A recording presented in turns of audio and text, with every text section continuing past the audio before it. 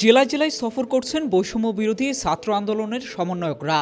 এ নিয়ে সোশ্যাল মিডিয়ায় কথা ছড়িয়েছে রাজনৈতিক সফর করছেন সমন্বয়করা। শুধু তাই নয়, সোশ্যাল মিডিয়ায় প্রশ্ন তোলা হয়েছে এসব সফরের উদ্দেশ্য নিয়েও। তবে আবার এসবের জবাব দিয়েছেন সার্জিস আলম। বিভিন্ন জেলায় বৈষম্য বিরোধী ছাত্র আন্দোলনের সমন্বয়কদের আশাকে অনেকের রাজনৈতিক সফর বলে সোশ্যাল মিডিয়ায় অপপ্রচার চালাচ্ছে বলে মন্তব্য করেছেন সার্জিস আলম।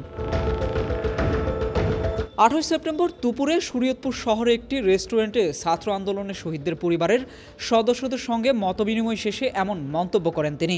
সার্জিস আলম বলেন, কোনো রাজনৈতিক বা সাংগঠনিক সভা করতে সমন্বয়করা জেলা সফর করছে না।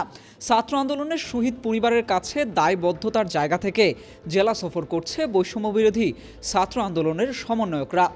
তারপরও সামাজিক যোগাযোগ মাধ্যমে বিষয়টি নিয়ে নেতিবাচক পোস্ট আমাদের ব্যথিত করে।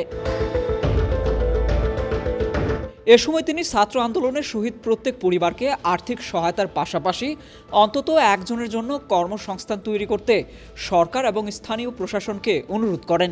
ইতোমধ্যে নিহত এবং আহতদের সহায়তার জন্য 100 কোটি টাকার ফান্ড গঠন করেছে সরকার।